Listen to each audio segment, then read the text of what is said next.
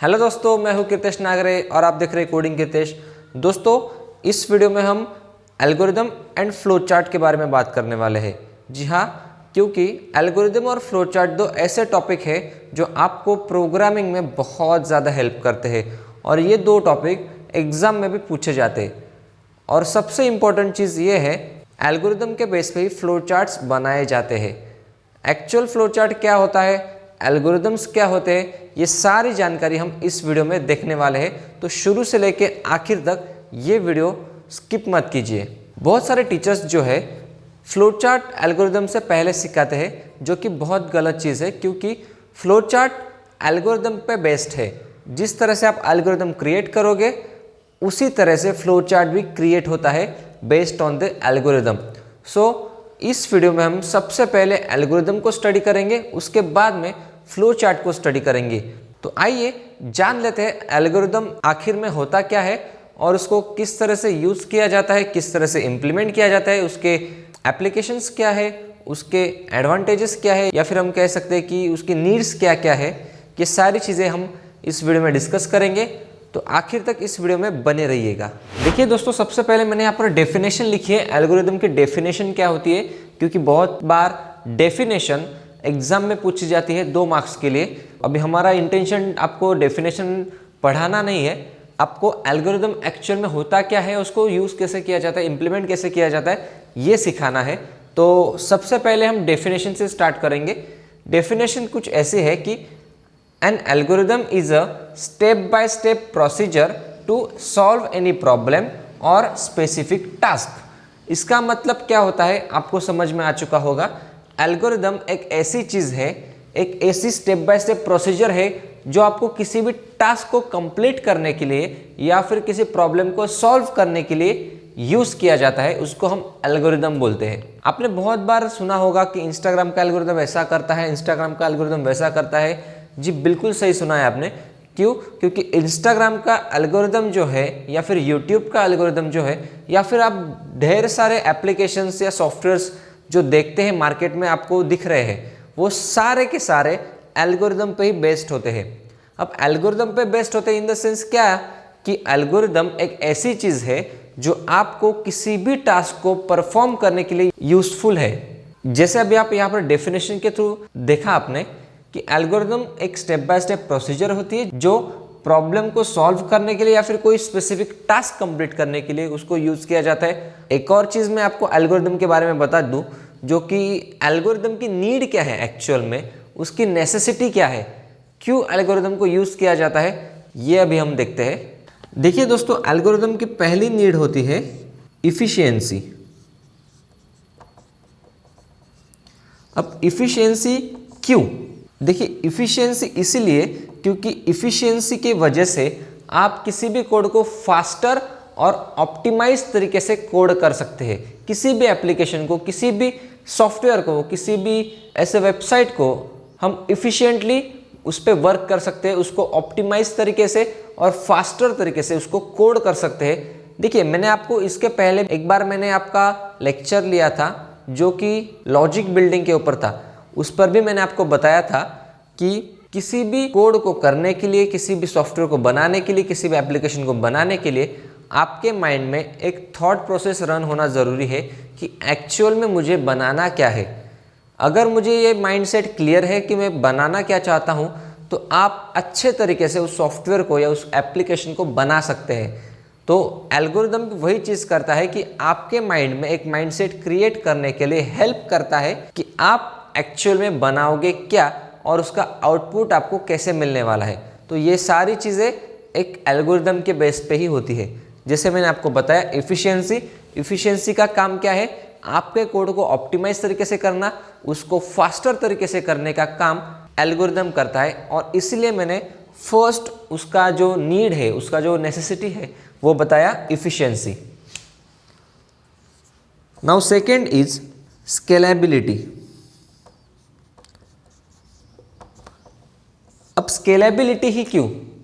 क्योंकि एक well design algorithm जो होता है वो एक डेटा को मैनेज कर सकता है। डेटा को मैनेज कर सकता है मतलब क्या, किसी भी इंक्रीजिंग डेटा को मैनेज कर सकता है। जैसे कि अगर आप कोई सॉफ्टवेयर बना रहे हो, कोई एप्लीकेशन बना रहे हो, उसमें कभी कभी डेटा बढ़ते जाता है, तो इस टाइम उस डेटा को संभालने के लिए, मैनेज करने के लिए, जो डेटा बढ़ रहा है उसको प्रॉपरली मैनेज तरीके से संभालने के लिए स्केलेबिलिटी का बहुत यूज होता है। मतलब क्या, स्केलेबिलिटी आपको एक ऐसा वे देती है, एक ऐसा रास्ता देती है जिसमें आप वेल डिजाइन एल्गोरिदम की वजह से आप किसी भी बढ़ते डेटा को अच्छे तरीके से संभाल सकते हो। Now third point is problem solving.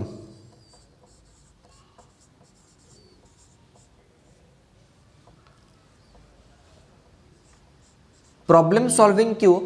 क्योंकि ये आपको एक स्ट्रक्चर्ड अप्रोच देता है किसी भी कॉम्प्लेक्स प्रॉब्लम को सॉल्व करने के लिए, इसलिए मैंने बोला आपको problem solving. Now fourth point is consistency. Consistency क्यों? क्योंकि एल्गोरिदम जो होते हैं वो किसी भी रिपीटेबल रिजल्ट्स को इंश्योर करता है, उसको रिलायबल करता है, इसीलिए कंसिस्टेंसी बहुत ज़रूरी है किसी भी एल्गोरिदम को यूज़ करने के लिए।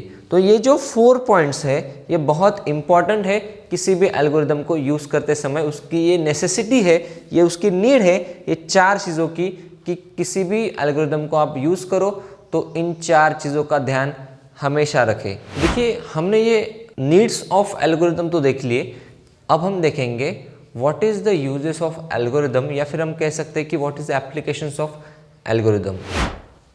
उसमें हमारा पहला पॉइंट आता है sorting and searching data. Sorting and searching data मतलब क्या, कि किसी भी डेटा को ऑर्गेनाइज करने के लिए या फिर किसी भी डेटा को इफ़िशिएंटली फाइंड करने के लिए सॉर्टिंग एंड सर्चिंग का यूज़ किया जाता है। आप देख सकते हो इसके नाम में ही इसका मीनिंग छुपा है। किसी भी डेटा को सॉर्ट करने के लिए या फिर ऑर्गेनाइज करने के लिए इसका यूज़ होता है, या फिर किसी भी डेटा को सर्च करने के लिए इसका यूज़ किया जाता है। Next point is performing mathematical calculations. किसी भी मैथमेटिकल कैलकुलेशंस को परफॉर्म करने के लिए हम इसका यूज़ करते हैं। जैसे कि आप देख सकते हो, हम अगर बेसिक प्रोग्राम भी बनाते हैं जिसमें आप 2 नंबर का एडिशन कर रहे हो, तो उस केस में भी आपको एल्गोरिदम बहुत ही इफ़िशिएंट वे में कैलकुलेशंस करके दे सकता है, एक स्टेप बाय स्टेप प्रोसेस बता सकता है जिससे आप अच्छे से कैलकुलेशन कर सके। Now my third point is processing and analysing large data set. Now my third point is processing and analysing large data set. मतलब क्या, अगर आप किसी बड़े सॉफ्टवेयर में काम कर रहे हो या फिर बड़े एप्लीकेशंस के लिए काम कर रहे हो, इस समय आपको उस एप्लीकेशन में एनालाइज करने के लिए, प्रोसेस करने के लिए इसका यूज़ किया जाता है। आप देख सकते हो लार्ज डेटा सेट मतलब क्या, किसी भी लार्ज डेटा सेट पे अगर आप काम कर रहे हो तो उस समय प्रोसेस करने के लिए और एनालाइज करने के लिए एल्गोरिदम का अच्छे से यूज़ किया जाता है। आखिरी पॉइंट है हमारा improving efficiency in any industry. किसी भी इंडस्ट्री में आप काम कर रहे हो, जैसे कि आप फाइनेंस में काम कर रहे हो, किसी लॉजिस्टिक में काम कर रहे हो, और कोई इंडस्ट्री हो जिसमें आप काम कर रहे हो, उसमें एल्गोरिदम की मदद से आप कॉस्ट को घटा सकते हैं, प्रोसेस को अच्छे तरीके से ऑप्टिमाइज कर सकते हैं। तो ये कुछ हुए हमारे एल्गोरिदम के पॉइंट्स। आई होप आपको एक्चुअल में समझ में आ गया होगा कि एल्गोरिदम क्या होता है, उसकी डेफिनेशन क्या है, उसके नेसेसिटी, नीड्स और यूजेस क्या क्या है, ये आपको समझ में आ चुका होगा। अब एल्गोरिदम वर्क कैसे करता है, कैसे उसको बनाया जाता है, मैं ये आपको बताऊंगा, जिससे आप प्रैक्टिस करके और अच्छी तरीके से वर्क कर सकते हो। देखिए, किसी भी एग्जाम्पल को लेने से पहले मैं आपको एक चीज़ बता देना चाहता हूँ। एक सिंपल वर्ड में मैं एल्गोरिदम को डिफाइन करना चाहूँगा तो किस वर्ड में डिफाइन करूँगा? इस बड़े से डेफिनेशन को एक सिंगल वर्ड में डिफाइन करने के लिए मैं एक वर्ड का यूज़ करूँगा, जो वर्ड है रेसिपी। ये जो रेसिपी वर्ड है, इसी से मैं इस पूरे डेफिनेशन को रिलेट करूँगा। मतलब क्या, आप एल्गोरिदम बना रहे हो तो ये जो वर्ड है, तो ये जो एल्गोरिदम है, इसका रियल मीनिंग ये होता है किसी भी प्रोग्राम की रेसिपी। अगर आपको खाना बनाना है, अगर आपको कुछ वेज नॉन वेज में कोई आइटम बनाना है, तो आप यूट्यूब पे जाते हो, उसका रेसिपी देखते हो और वो देख देख के बनाते हो।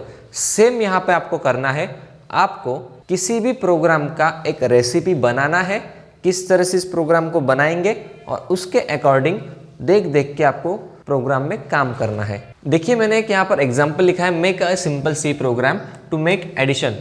2 नंबर की हमें एडिशन करनी है, उसके लिए हम एल्गोरिदम बनाने वाले हैं। तो ध्यान से शुरुआत से लेके आखिर तक ये पूरा एल्गोरिदम का स्टेप अच्छे से देखिएगा बिना मिस किए। हम फर्स्ट स्टेप लिखेंगे। मैंने आपको बताया था कि एक रेसिपी आपको बनानी है। अब रेसिपी क्या बनानी है कि 2 नंबर का एडिशन मुझे करना है, उस प्रोग्राम की आपको रेसिपी बनानी है। जैसे कि फर्स्ट स्टेप क्या आएगा, फर्स्ट स्टेप में हम इसको करेंगे, ऐसे लिखेंगे उसको स्टेप 1, ठीक है। उस स्टेप 1 के साथ उसको लिखेंगे, या फिर आप कुछ ऐसे कर सकते हो, यहाँ पे सीधा आप यहाँ से लिख सकते हो स्टेप 1 डैश करके स्टार्ट। प्रोग्राम को हमने स्टार्ट किया। देखिए हम रेसिपी लिख रहे हैं इस प्रोग्राम की। अब स्टेप 2 लिखेंगे हम। स्टेप 2 में क्या आएगा, मुझे सबसे पहले 2 वेरिएबल डिक्लेयर करने पड़ेंगे जिसमें आपको 2 नंबर स्टोर करने हैं, और एक थर्ड वेरिएबल डिक्लेयर करना पड़ेगा जिसमें आपको उन दोनों की एडिशन स्टोर करनी है। तो मैं यहाँ पर क्या लिखूँगा, define data type and declare 2 variables, या फिर आप ऐसे लिख सकते हो कि declare 3 variables, among them 2 for storing numbers and 1 for storing addition of them. हम यहाँ पर लिखेंगे थर्ड स्टेप। अब 2 नंबर को हमने डिक्लेयर कर दिया। 2 नंबर को डिक्लेयर करने के बाद क्या स्टेप आते हैं तीसरी, कि हमें यूज़र से 2 नंबर एक्सेस करने हैं या फिर एक्सेप्ट करने हैं। सो यहाँ पे मैं लिखूँगा accept 2 numbers from user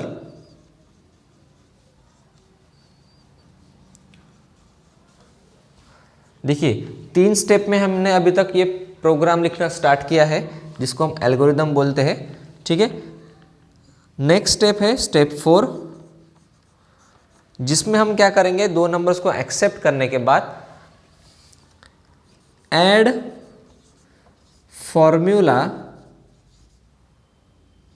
for addition and add the numbers accepted by users and store it in third variable। देखिए हमारे माइंड में एक प्रोसेस तैयार है कि भाई हमें एडिशन करने के लिए सबसे पहले क्या करना पड़ेगा, एक डेटा टाइप डिफाइन करना है और उसमें 3 वेरिएबल डिक्लेयर करने हैं। 3 वेरिएबल में से 2 वेरिएबल ऐसे होंगे जिसमें हम यूज़र से लिए हुए नंबर स्टोर करेंगे, और तीसरा वेरिएबल इसके लिए होगा कि दोनों नंबर का एडिशन स्टोर करने के लिए उसको यूज़ करेंगे, ठीक है। वैसे ही हमने यहाँ पर स्टेप बाय स्टेप प्रोसीजर पूरा लिख लिया है। पहले स्टार्ट किया, उसके बाद फिर लिखा define data type and declare 3 variables, among them 2 for storing numbers and 1 for storing addition of them, ठीक है। इसमें आपको एक चीज़ समझ में आ चुकी होगी, जो मैंने रेसिपी वर्ड यूज़ किया था वो इस पर बिल्कुल सूट करता है। क्यों सूट करता है, अगर आपको छोटा सा कोई खाने का व्यंजन बनाना हो या फिर खाने का कोई पदार्थ बनाना हो तो उस समय आप ऐसे ही लिखते हो।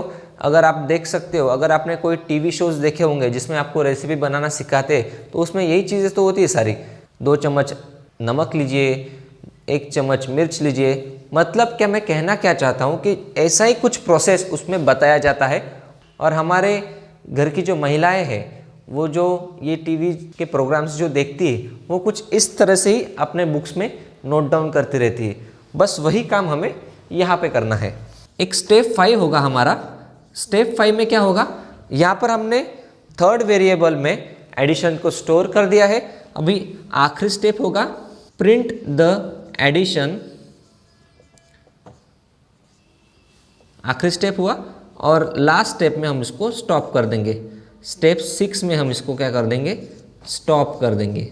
देखिए एक स्टेप बाय स्टेप प्रोसीजर मैंने लिख लिया है कि किस तरह से मुझे एल्गोरिदम लिखना है या फिर किस तरह से मुझे एडिशन परफॉर्म करनी है, और इसी स्टेप्स का यूज़ करके मैं देख देख के मेरी एडिशन का प्रोग्राम बना सकता हूँ, उसको अच्छे तरीके से रन कर सकता हूँ। ये हो गया हमारा एल्गोरिदम। आपको अच्छे से एल्गोरिदम अभी समझ में आ चुका होगा कि एल्गोरिदम किस तरह से काम करता है। अगर नहीं समझ में आया होगा तो आप मुझे कमेंट सेक्शन में बता सकते हैं। इसको और आसान भाषा में समझाने के लिए इसका एक रील पोस्ट कर सकता हूँ। अभी हम देखेंगे फ्लो चार्ट एल्गोरिदम का यूज़ करके फ्लो चार्ट हम कैसे बनाएं। देखिए दोस्तों, मैंने यहाँ पर एल्गोरिदम के बाद फ्लो चार्ट के बारे में कुछ लिखा है, उसका डेफिनेशन भी लिखा है और उसका एक चार्ट भी बना के रखा है कि किस सिंबल को किस तरह से यूज़ किया जाता है। तो सबसे पहले मैं आपको बताता हूँ कि इसका डेफिनेशन क्या है। It is a graphical representation of algorithm. किसी भी एल्गोरिदम का एक ग्राफिकल रिप्रेजेंटेशन जो होता है जिसे हम कहते हैं फ्लो चार्ट। तो यहाँ पर मैंने फ्लो चार्ट का एक चार्ट बना के रखा है जिसमें आप देख सकते हो कि अलग अलग शेप्स के अलग अलग ऑपरेशन है और उसके अलग अलग मीनिंग भी है। तो मैं आपको कहना चाहूँगा कि आप इसका स्क्रीनशॉट ले लीजिए, क्योंकि इसका स्क्रीनशॉट आपको बहुत यूज़ हो सकता है। इसमें 2 शेप्स और यूज़ करने बाकी है जो मैं आपको दिखाऊंगा आगे। अगर आपने इसका स्क्रीनशॉट ले लिया तो वेल एंड गुड। देखिए, किसी भी एल्गोरिदम का जो कि एक प्रॉपर ग्राफिकल रिप्रेजेंटेशन होता है, graphical representation in the sense क्या कि किसी भी एल्गोरिदम का ऐसा ग्राफिक्स जिसमें आपको कुछ इन्फॉर्मेशन मिले, जिसको हम इन्फोग्राफिक भी कहते हैं। तो ऐसा इन्फोग्राफिक आपको बनाना है जो एल्गोरिदम का यूज़ करके एक प्रोग्राम का स्ट्रक्चर डिफाइन कर सके, जिसको हम कहते हैं फ्लो चार्ट। अगर आपने इसका स्क्रीनशॉट लिया नहीं होगा तो आप ले लीजिए, मैं आपको एक स्टेप बाय स्टेप एक एक चीज़ समझा देता हूँ। देखिए, पहले आता है ये ओवल शेप। ओवल शेप का मीनिंग क्या होता है? Start and stop. इसका ऑपरेशन क्या है? स्टार्ट और स्टॉप करने का इसका ऑपरेशन है। अगर आपको याद होगा तो हमने फर्स्ट स्टेप स्टार्ट की लिखी थी, लास्ट स्टेप स्टॉप की लिखी थी। इसका मीनिंग क्या है? Beginning and end of the flow chart. किसी भी फ्लो चार्ट को शुरुआत करने के लिए और ख़त्म करने के लिए इस शेप का यूज़ किया जाता है। नेक्स्ट, ये जो शेप है, इस शेप के लिए हम इनपुट और आउटपुट, ये 2 चीज़ों के लिए हम इसको यूज़ करते हैं। जैसे कि values to be given by end user and result to be displayed. किसी भी यूज़र से हम वैल्यू लेते हैं, मतलब इनपुट लेते हैं, तो उसके लिए इस शेप का यूज़ किया जाता है। और किसी भी प्रोग्राम का अगर आपको रिजल्ट डिस्प्ले करना है तो उस कंडीशन में भी आपको इस शेप को यूज़ करना है। नेक्स्ट जो शेप है कुछ इस तरह से, जिसको प्रोसेसिंग के लिए यूज़ किया जाता है। किसी भी अरिथमेटिक ऑपरेशन को कंप्यूट करने के लिए, किसी भी अरिथमेटिक ऑपरेशन को परफॉर्म करने के लिए ये शेप आप यूज़ कर सकते हो। नेक्स्ट एक कुछ डायमंड शेप है, इसको हम डिसीजन मेकिंग के लिए यूज़ किया जाता है। किसी भी कंडीशन को चेक करने के लिए इस शेप का यूज़ किया जाता है। जैसे कि आप देख सकते हो, logic testing and define flow of sequence. किसी भी लॉजिक को टेस्ट करने के लिए और किसी भी फ्लो का सीक्वेंस डिसाइड करने के लिए इस शेप का यूज़ किया जाता है। उसके बाद नेक्स्ट शेप है लूपिंग के लिए इस शेप को यूज़ किया जाता है। Looping which is based on condition और वैल्यू। किसी भी लूप को परफॉर्म अगर आपको करना है तो कुछ इस शेप का यूज़ किया जाता है। आपको मैंने ये चीज़ समझा दी है। आप इसका स्क्रीनशॉट अगर आपने अभी तक लिया नहीं होगा तो आप ले सकते हो, या फिर आप गूगल पे जाके सर्च करोगे कि शेप्स ऑफ फ्लो चार्ट, तो आपको ये चार्ट एज इट इज़ मिल जाएगा, उसमें कोई दोहराई नहीं है।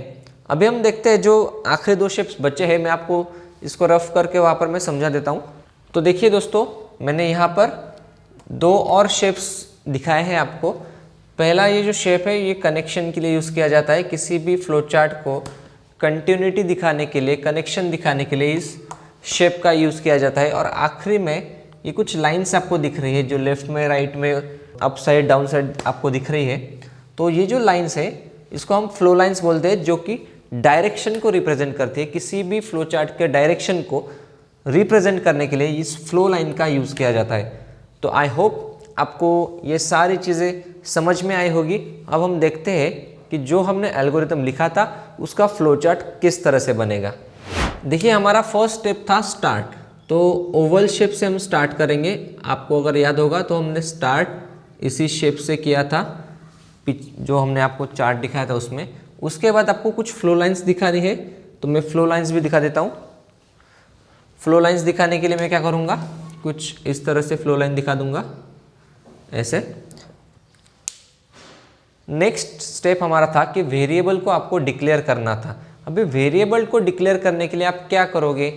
देखिए, वेरिएबल डिक्लेयर करने के लिए मैंने आपको चार्ट में तो कुछ बताया था नहीं, तो आप क्या कर सकते हो बेसिकली यहाँ पर आप कुछ इस तरह से ये रेक्टेंगल लेकर उसमें आप वेरिएबल डिक्लेयर कर सकते हो।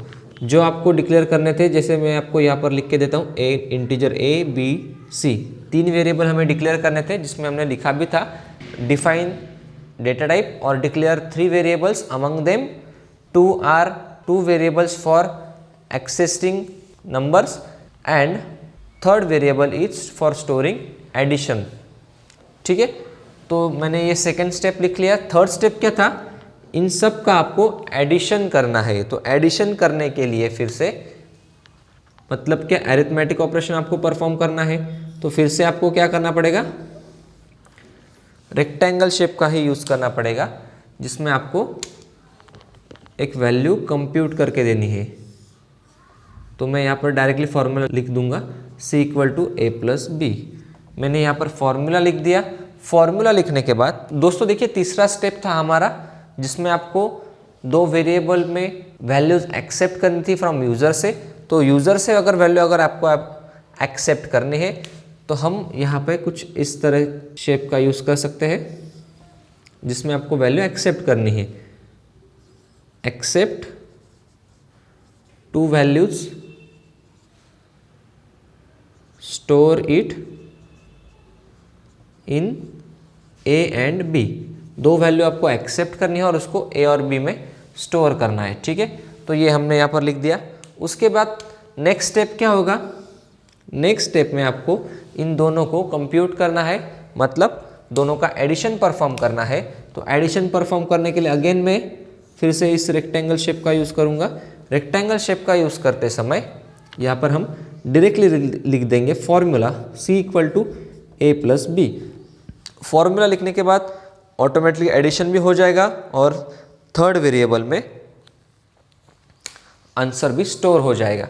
ठीक है, अगला स्टेप क्या था हमारा, आपको जो आया हुआ आउटपुट है उसको प्रिंट करना था आउटपुट स्क्रीन पे। तो अगेन हमें क्या करना होगा, आउटपुट प्रिंट करना है। यहाँ पर हमने इनपुट लिया था, अभी हमको आउटपुट प्रिंट करना है। तो आउटपुट प्रिंट करने के लिए हम फिर से एक फ्लो लाइन बनाएंगे।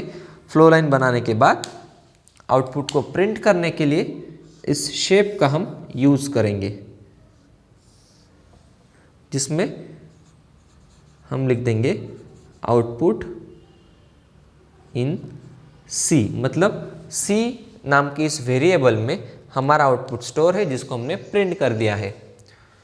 और आखिरी स्टेप में हमें इस प्रोग्राम को स्टॉप करना है। तो मैं इस फ्लो लाइन से इस प्रोग्राम को स्टॉप कर दूंगा। स्टॉप करने के लिए हमारे पास शेप कौन सा है, ओवल शेप है। तो मैं फिर से ओवल डाल के यहाँ पे इसको कर दूंगा स्टॉप। कुछ इस तरह से आप फ्लो चार्ट बना सकते हो।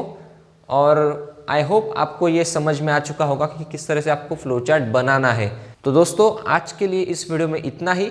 अगर आपको फ्लो चार्ट और एल्गोरिदम इन दोनों टॉपिक्स में कुछ भी प्रॉब्लम हो तो आप मुझे कमेंट सेक्शन में बता सकते हैं। और अगर आपका डाउट सॉल्व नहीं हो रहा है तो आप मुझे इंस्टाग्राम पे पर्सनली DM कर सकते हैं, मैं आपको वहाँ पर भी गाइड करूँगा।